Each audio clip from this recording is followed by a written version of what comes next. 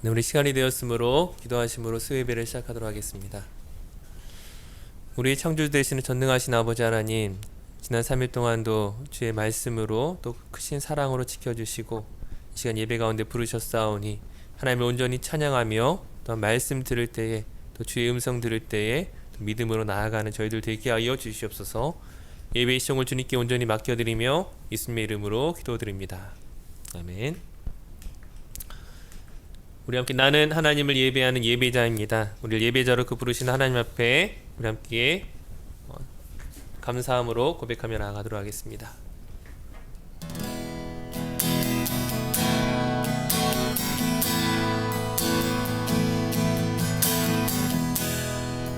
나는 하나님이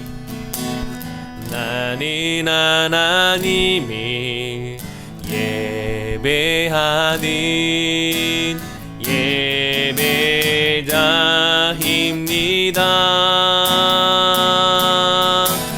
내가 서 있는 곳 어디서나 하나님을 예배합니다. 내 영혼 거룩한 이내를 향하여 내 마음 완전한 하나님 향하여 이곳에서 바로 이 시간 하나님을 예배합니다. 다시 한번 나는 하나님이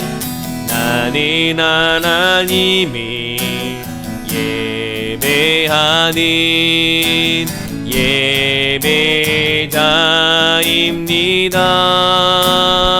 예배자입니다. 내가 서 있는 곳 어디서나 하나님을 예배합니다. 내 영혼 거룩한 이내를 향하여 내 마음 완전한 하나님 향하여 이곳에서 바로 이 시간 하나님이 예배합니다. 내 영혼 거룩한 이내를 향하여 내 마음 완전한 하나님 향하여 이곳에서 바로 이 시간 하나님이 예배합니다. 한 번 더 내 영혼 거룩한 이내를 향하여 내 마음 완전한 하나님 향하여 이곳에서 바로 이 시간 하나님이 예배합니다.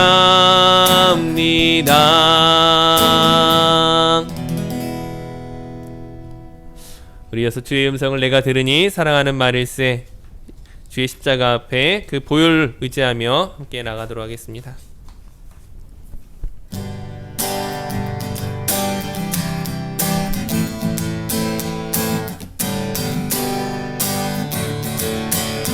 주의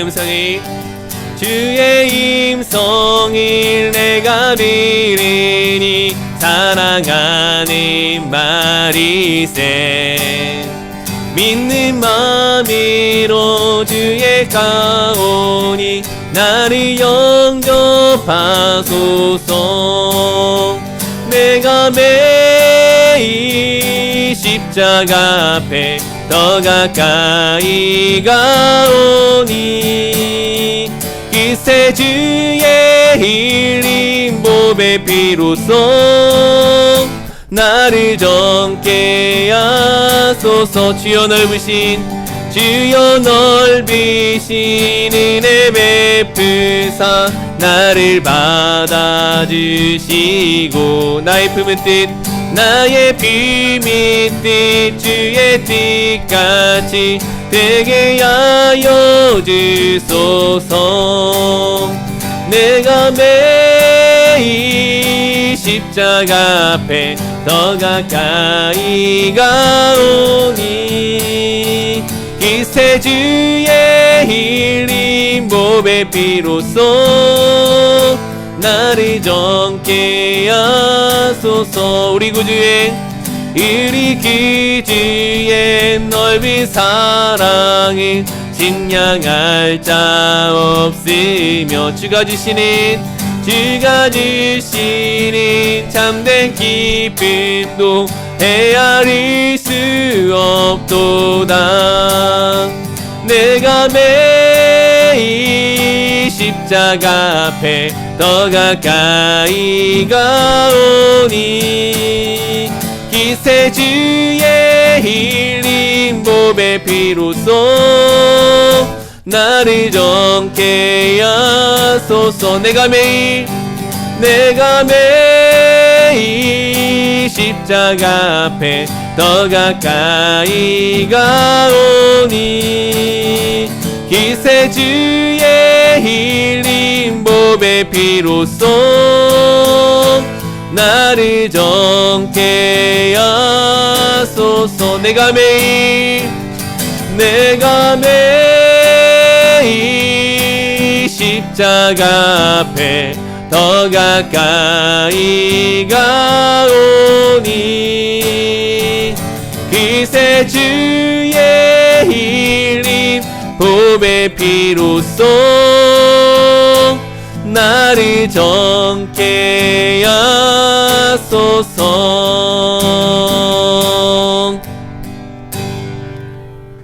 아멘. 주님께서 나의 안에 거하라. 나는 내 하나님이니 모든 환난 가운데 너를 지키는 자라. 우리가 주님 안에 거할 때에 또 주님께서 우리 안에 거할 때에 그 모든 어려움이 또 모든 두려움이 사라질 줄로 믿습니다. 우리 함께 나의 안에 거하라 함께 찬양하시겠습니다.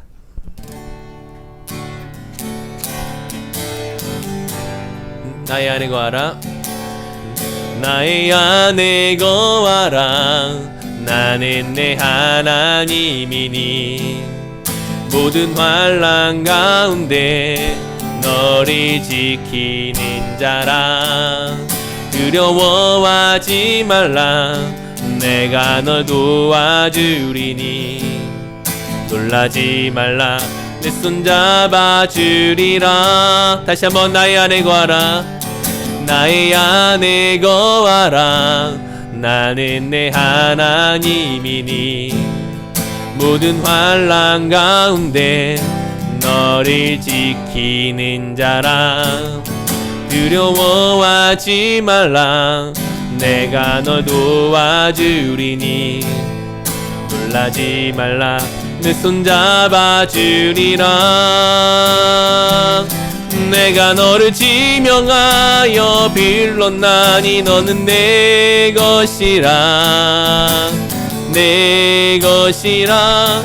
너의 하나님이라.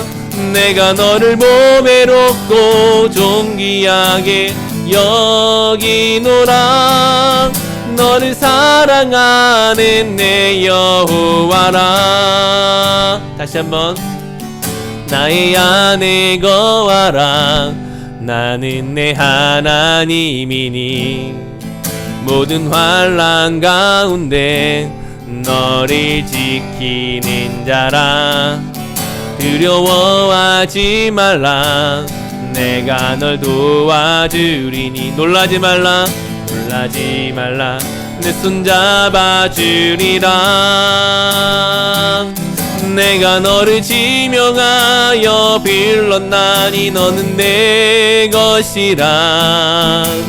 내 것이라. 너의 하나님이라.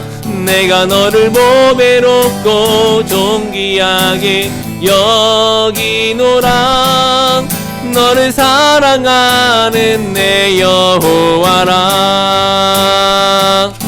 내가 너를 지명하여 불렀나니 너는 내 것이라 내 것이랑 너의 하나님이랑 내가 너를 보배롭고 존귀하게 여기노라 너를 사랑하는 내 여호와라 더 높은 소리로 내가 너를 지명하여 불렀나니 너는 내 것이랑 내 것이랑 너의 하나님이랑 내가 너를 보배롭고 존귀하게 여기노라 너를 사랑하는 내 여호와라.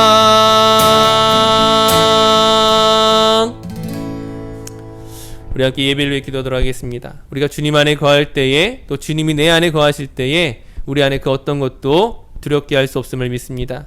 이 어지러운 세상 속에서 하나님을 의지하는 믿음으로 그 믿음 의지하여 담대하게 나아가는 저희들 되게 하여 주시옵소서. 오늘 예배를 위해 함께 기도하며 나가도록 하겠습니다.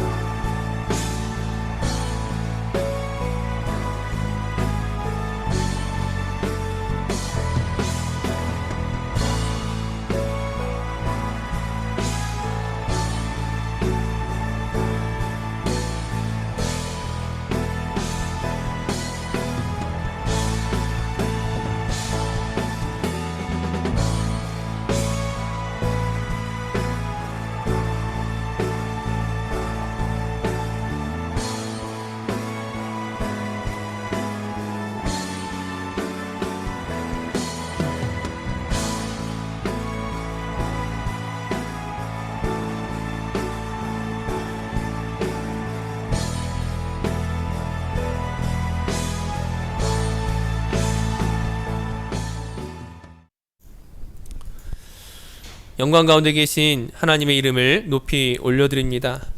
예배하는 주의 백성들이 주님을 영화롭게 찬송하게 하시고 또 우리가 찬양 가운데 고백하였던 것처럼 주님 안에 거하는 저희들 되게 하여 주시옵소서.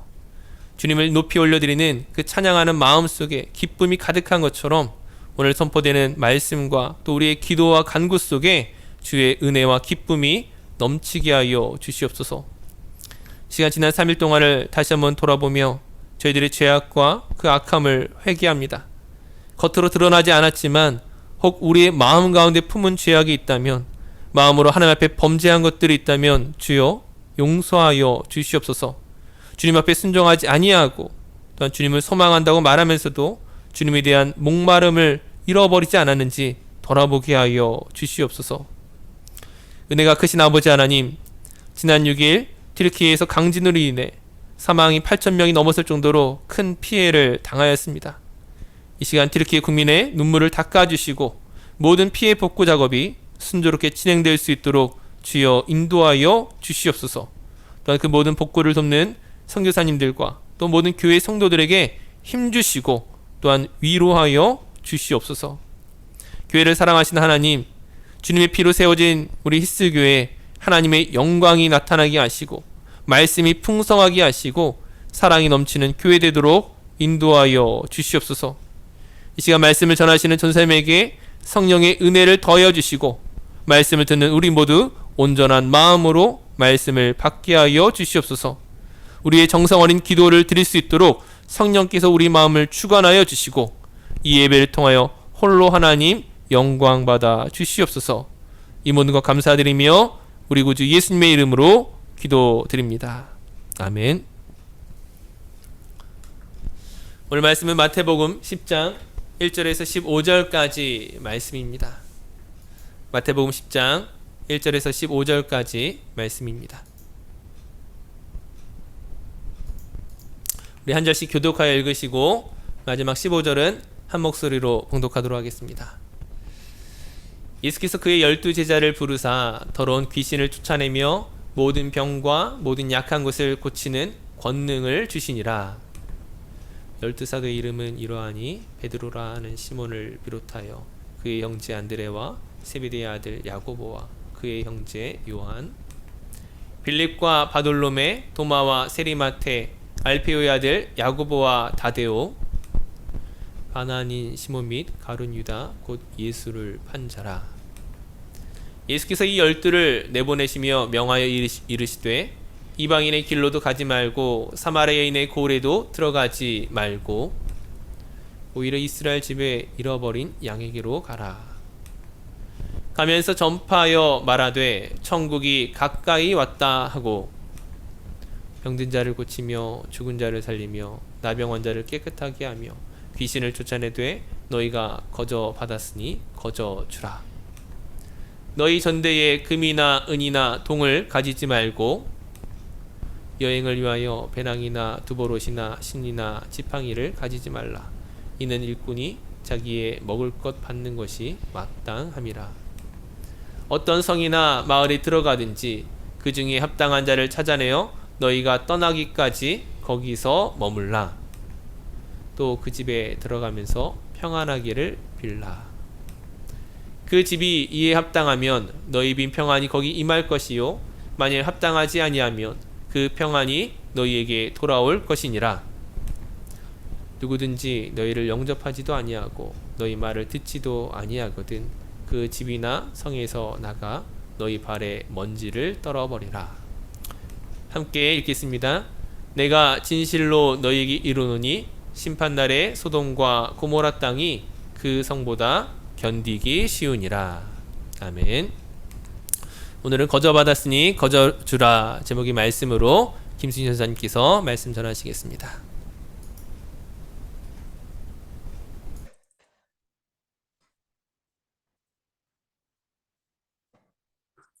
오늘 말씀은 거저 받았으니 거저 주라라는 제목으로 말씀을 나누겠습니다.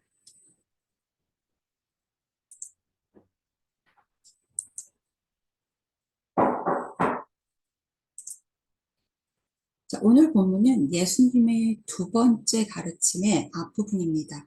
마태복음에서 이 두 번째 가르침의 단락은 예수님이 12제자를 대상으로 한 최초의 가르침입니다. 특히 첫 부분 5절에서 15절은 그들이 이스라엘 중에서 수행해야 할 사명과 관련된 가르침입니다. 제자를 헬라어로 아포스톨로스라고 하는데 이 말은 사명을 띄워 보냄을 받은 자, 파송된 자, 즉 제자는 사명 있는 사람들로 보내는 자의 권위와 그에 대한 책임을 강조하는 말입니다. 예수님께서는 제자들을 세상에서 부르시고 다시 세상으로 보내십니다. 그들에게 꼭 필요한 것이 무엇인지 잘 알고 계셨기에 파송 전에 제자들을 말씀으로 권면하십니다. 첫 번째로 예수님께서는 직접 찾으시고 선택하신 12제자들에게 복음을 전하는 데 필요한 권능을 주셨습니다. 12제자에 대해 마태복음에서 처음 언급되고 있지만 정관사가 붙은 걸 보면 이 12제자들은 이미 이전에 선택을 받았으리라는 사실을 짐작할 수 있습니다. 여기 나오는 말씀을 제가 읽어보겠습니다. 갈릴리 해변에 다니시다가 두 형제, 곧 베드로라 하는 시몬과 그의 형제 안드레가 바다에 그물을 던지시는 걸 보시니 그들은 어부라 말씀하시되 나를 따라오라. 내가 너희를 사람을 낚는 어부가 되게 되게 하리라 하시니 그들이 곧 그물을 버려두고 예수를 따르니라. 거기서 더 가시다가 다른 두 형제 곧 세베대의 아들 야고보와 그의 형제 요한이 그의 아들 세베대와 함께 금을 기는 것을 보시고 부르시니 그들이 곧 배와 아버지를 버려두고 예수를 따르니니. 아멘. 즉 예수님께서 이 12제자를 임명하신 것은 그 이전에 있었던 몇몇 예비적 단계들이 여기 와서 결정을 이룬 것이라고 할 수 있습니다. 특히 마가와 누가의 기록에 의하면 산상수훈 이전에 예수님께서 밤새껏 기도하신 후에 제자들을 택하셨고 또 그들에게 얼마 동안의 제자 훈련을 실시한 후에 비로소 그들을 선교지로 파송하셨다고 기록하고 있습니다. 이 12제자 임명은 오순절 성령 감림 후 갑자기 탄생할 개척교회들을 책임질 자들을 훈련시키는 준비 단계라고 할 수 있습니다. 그리고 이 12이라는 숫자에는 이스라엘의 12지파에 대한 새로운 탄생이란 개념이 포함되어 있는 것으로 볼 수 있습니다. 즉 12족장이 예시대 이스라엘을 대표했던 것과 마찬가지로 이제 이들 12명의 제자들이 이 새 이스라엘을 대표하게 되는 것입니다. 베드로와 안드레, 야고보와 요한, 빌립, 바돌로메, 도마, 마테, 알페오의 아들 야고보, 다데오, 시몬, 가룟 유다가 바로 그들입니다. 예수님의 제자 가운데는 어부, 세리와 열심당원도 있었습니다. 가룟 유다는 후에 예수님을 배반합니다. 예수님이 12제자를 임명하실 때는 사역 초기였습니다. 아무 자격도 갖추지 못하고 훈련도 받지 못한 그들에게 예수님은 놀라운 능력을 주셨습니다. 그럼 이렇게 부족하고 미흡한 제자들에게 예수님께서 권능을 부여하신 이유는 무엇일까요? 그것은 귀신을 쫓아내며 모든 병과 약한 것을 고치는 권능은 전적으로 예수님으로부터 나온다는 것을 알리기 위해서입니다. 제자들은 자신의 능력과 자격으로 신적인 일들을 행하는 것이 아님을 철저하게 인정할 수밖에 없었습니다. 예수님을 만나 예수님의 제자가 되기 전에 그들은 병든 자를 고치고 죽은 자를 살리고 나병 환자를 깨끗게 하고 귀신을 쫓아내는 일들을 자신들이 할 수 있으리라고는 상상도 하지 못했습니다. 예수님은 제자 삼은 자들에게 권능을 나눠주십니다. 나중에 예수님을 은 30에 팔아버린 가룟 유다도 이런 특권을 누릴 수 있었습니다. 제자들이 받은 권능은 예수님을 구주로 확신하는 증거가 되기에 충분했지만 예수님을 구주로 끝까지 따르게 만드는 보장이 되지는 못했습니다. 예수님의 제자가 된다는 건 영광스러운 일입니다. 예수님과 동행하며 배울 수 있기 때문입니다. 그리스도인이라고 해서 모두 귀신을 쫓아내고 병을 고치고 죽은 사람을 살려내는 것은 아니지만 주님이 능력을 주시면 놀라운 일들을 행할 수 있습니다. 이 12제자들은 매우 특별한 은총을 입었습니다. 우리도 예수님의 제자로 부름받아 주님과 동행할 때 우리 능력의 이상의 놀라운 일들을 체험할 수 있습니다. 능력을 받으면 변화됩니다. 그리고 변화를 일으킵니다. 변화의 능력은 오직 예수님으로부터만 나옵니다. 두 번째로 예수님께서는 제자들에게 복음을 전하라고 사명을 주십니다. 마태복음에 나와 있는 두 개의 구절을 함께 읽어보겠습니다. 회개하라 천국이 가까이 왔느니라 하였으니 이때부터 예수께서 비로소 전파하여 이르시되 회개하라 천국이 가까이 왔느니라 하시더라. 예수님은 제자들을 파송하셨습니다. 천국이 가까이 온 것을 전파하라고 예수님께서 제자들에게 명령하십니다. 예수님이 이 땅에 오신 것이 바로 천국이 가까이 왔다라는 것을 보여주는 것입니다. 이 천국 선포는 세례 요한이 한 일이고 예수님도 하신 일입니다. 이제 제자들도 이것을 선포함으로써 예수님과 한 지체가 됩니다. 천국을 선포하는 것은 예수님을 전파하는 것과 분리될 수 없습니다. 이 사명은 예수님의 제자들만이 받을 수 있고 수행할 수 있는 명령입니다. 그 선포 대상은 이방인과 사마리아인에게 전하지 말고 오직 이스라엘 집에 잃어버린 양에게만 전하라는 것이었습니다. 그럼 예수님은 왜 전도 범위를 이스라엘로 제한하셨을까요? 이 말씀은 선교 지역을 제한하는 데 있다기보다는 이스라엘 선교의 우선성과 긴급성을 나타내는 데 있다고 볼 수 있습니다. 이스라엘을 회개로 초청해서 하는 것이 이 예수님의 사명의 초점이었던 것입니다. 예수님의 구원 사역이 이스라엘에서 시작된 후 사마리아와 땅끝까지 퍼져가도록 하나님이 계획하셨습니다. 예수님이 베드로와 야고보에게 약속하신 것처럼 제자들은 사람들을 낚는 어부로 부름을 받았습니다. 예수님은 제자들을 부르셨고 그들에게 권능을 주셨고 또 그들을 내보내셨습니다. 말로만 천국이 가까이 왔다라고 선포하며 능력으로서 그 말을 진실이다라는 것을 증명하는 것이 이 제자들에게 주어진 사명이었습니다. 예수님이 사명을 주신 것은 세상으로 보내기 위해서였습니다. 주님은 오늘날에도 제자를 부르시고 사명을 주십니다. 처음 예수님의 부르심을 받은 제자들은 이스라엘 백성에게 복음을 전파했습니다. 그러나 후에 부활하신 예수님은 승천하시면서 땅끝까지 예수님의 증인이 되라고 명령하셨고 그들은 그 명령에 목숨 바쳐 순종했습니다. 이 명령은 우리에게도 유효합니다. 미지의 곳까지 이르러 예수님을 전해야 합니다.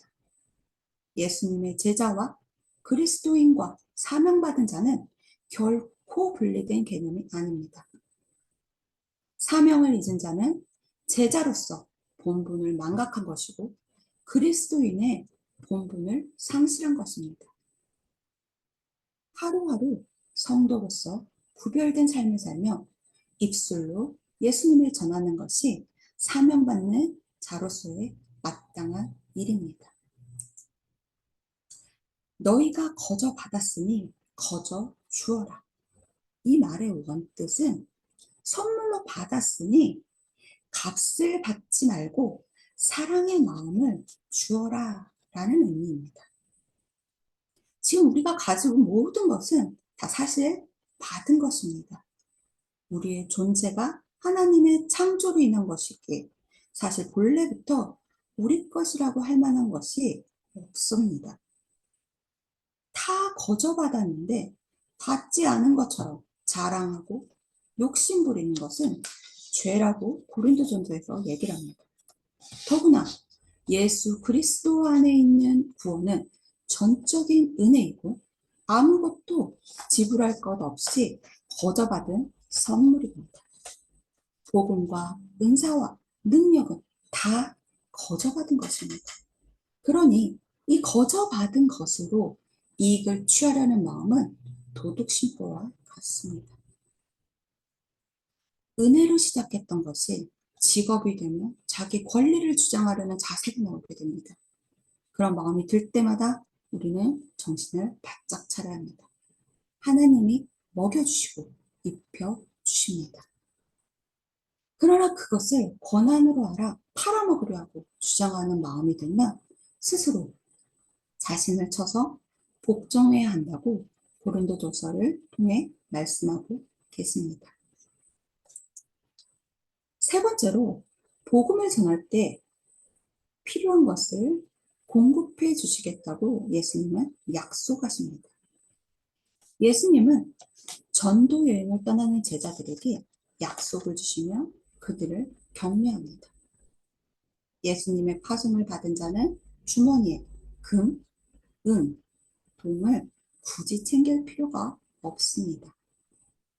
배낭과 여보로, 짐과 지팡이도 없어도 됩니다. 천국을 선포하는 일꾼은 먹을 것과 잠잘 곳을 공급받을 자격이 있기 때문입니다. 어떤 집이 제자들을 영접하면 그 집에 평안이 임할 것이고, 배척하고 외면하면 그 집은 소돔과 고모라가 당한 징벌보다 심판날에 더 견딜 수 없는 보응을 받게 될 것입니다.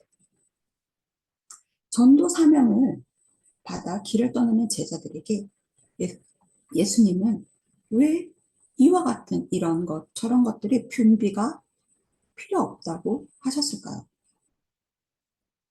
먹고 자는 문제로 제자들이 염려하고 분주해지면 중요하게 해야 할 전도 사역에 집중할 수 없기 때문입니다.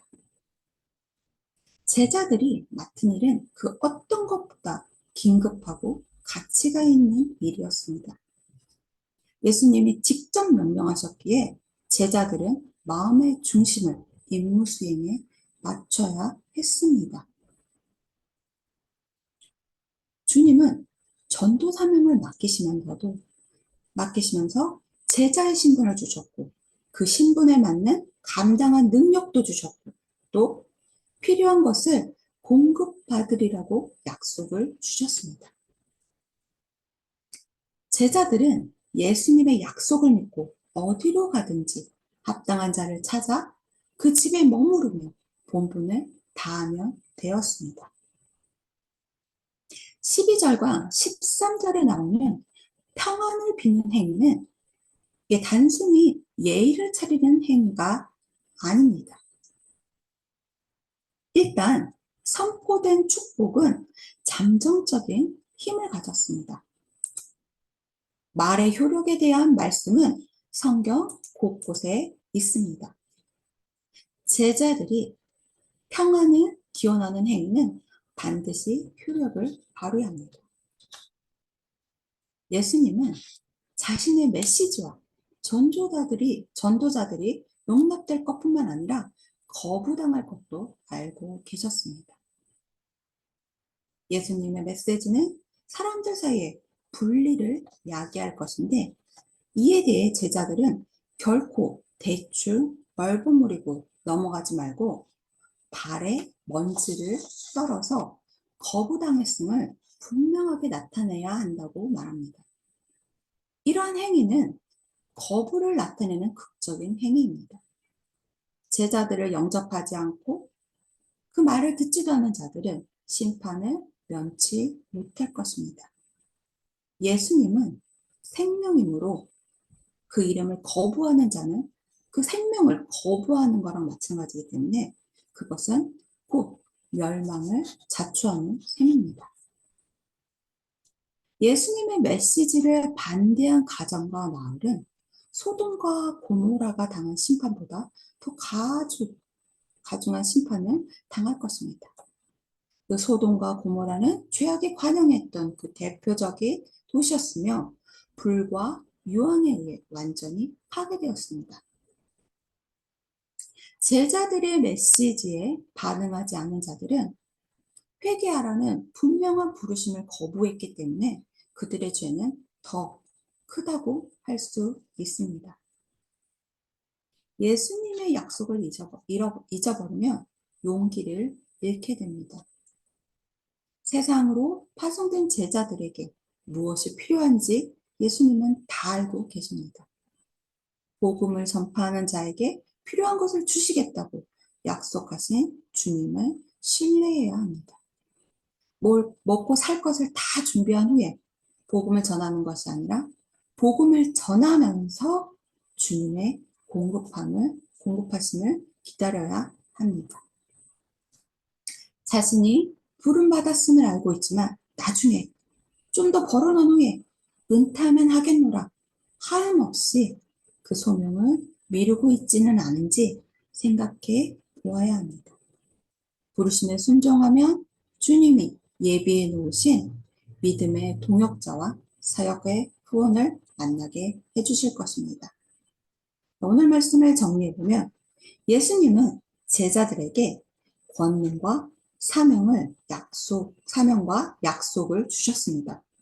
지금 우리에게도 동일하게 행하십니다. 그리고 제자로서 일꾼으로서 그리스도인으로 살게 하십니다. 제자들이 예수님의 약속을 믿고 세상에 나아갔듯이 우리 역시 예수님이 주신 능력과 약속을 믿고 결단한다면 전국을 선포하고 약한 것을 치유함으로써 제자들의 사명을 감당할 수 있을 것이라 믿습니다. 기도드리겠습니다. 우리에게 오셔서 구원을 선물로 주신 예수님, 주의 은혜와 사랑에 감사합니다. 우리에게 주신 사명을 잃어버린 채 자만과 교만에 빠져버렸던 것을 용서해 주시옵소서. 더 가지려 하고 눕고 편하려 하였고 즐거움에 취해 사명에 게으르고 망각하고 잊어버린 것을 용서하여 주시옵소서. 잃어버린 양에게로 가라라는 주의 말씀이 우리의 마음에 담겨지기를 소원합니다. 그리고 그 담겨진 주님의 간절한 음성에 힘입어 내가 만날 사람, 하나님께서 만나게 해주실 예비된 자를 찾는 선한 역사들이 오늘도 그리고 내일도 일어나기를 소원합니다. 주님께서 부르신 부르심에 응답하는 자가 되게 하시고 하나님 아버지의 마음을 깨달아 가난한 자, 어두운 자, 빛이 없는 자들에게 구원의 의를 알리며 잃어버린 영혼이 돌아오도록 전할 수 있는 자가 될 수 있도록 하여 주시옵소서. 권능을 주셔서 일하게 하시는 예수님의 이름으로 기도합니다. 아멘. 아멘. 귀한 말씀 감사합니다. 이 시간 우리 함께 기도하기에 앞서서 우리 영상을 하나 좀 한 가지 준비했습니다. 이 뉴스를 보셔서 아시겠지만 지난 6일 월요일날 튀르키예에서 큰 지진으로 인해서 지금 계속 사망자가 늘어나고 있는 좀 그런 상황입니다. 그래서 우리가 기도하기에 앞서서 또 얼마나 심각한 상황인지 우리 좀 뉴스의 영상을 한번 보고 그리고 나서 함께 좀 같이 기도하도록 하겠습니다.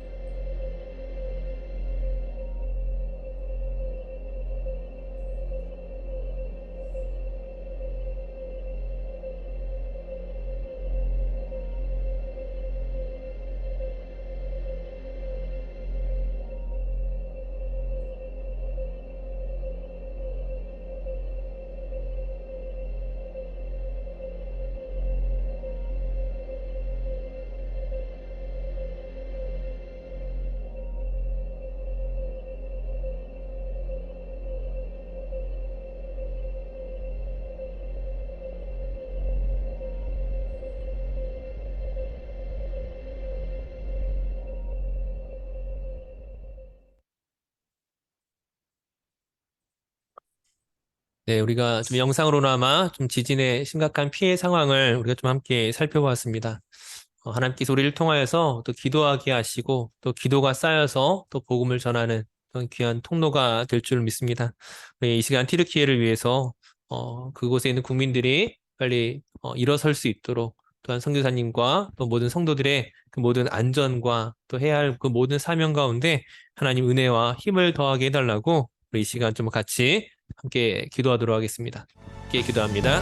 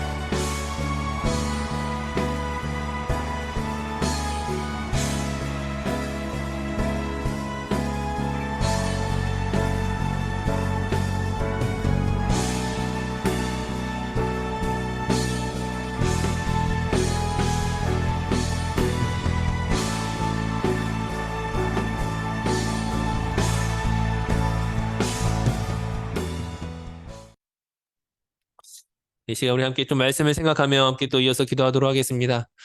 우리 하나님께서 우리에게 베푸신 그 은혜와 사랑을 기억하여서 다시 한번 우리 앞에 놓이는 어떠한 그 어려움과 문제도 힘있게 이겨 나갈 수 있도록 인도하여 주시옵소서. 우리 각자 가지고 나온 기도 제목을 가지고 우리 한 번 더 기도하며 나가도록 하겠습니다.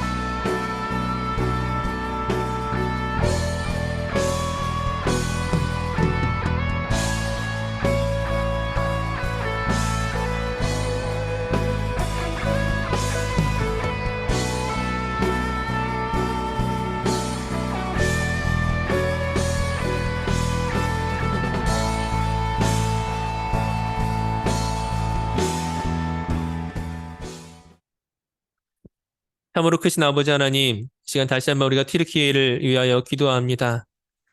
많은 사망자가 발생하고 또 많은 사람들이 아파하고 어려운 가운데 있사온데 주여 그들을 위로하여 주시옵시고 특별히 복음으로 그 가운데 복음의 희망이 심어져서 그 복음으로 다시금 일어설 수 있도록 주 하나님 역사하여 주시옵소서. 또한 아버지 하나님, 우리가 하나님의 은혜 받은 자로서 은혜 합당한 삶을 살아갈 수 있도록 인도하여 주시옵소서. 우리를 그냥 부르신 것이 아니라 사명자로 부르시고 성도로 부르시고 하나님의 자녀로 부르셨사오니 그 부르심에 합당한 섬김과 사랑을 나타내는 우리 모든 성도들 되게 하여 주시옵소서. 남은 한 주간도 믿음으로 하나님의 은혜를 붙잡으며 살아가기를 원하오며 감사드리며 예수님의 이름으로 기도드립니다. 아멘. 우리 함께 주기도문으로 오늘 수요 예배를 마치도록 하겠습니다. 하늘에 계신 우리 아버지, 아버지의 이름을 거룩하게 하시며 아버지의 나라가 오게 하시며 아버지의 뜻이 하늘에서와 같이 땅에서도 이루어지게 하소서.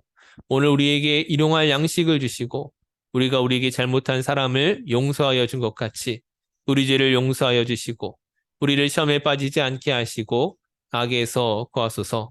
나라와 권능과 영광이 영원히 아버지의 것입니다. 아멘.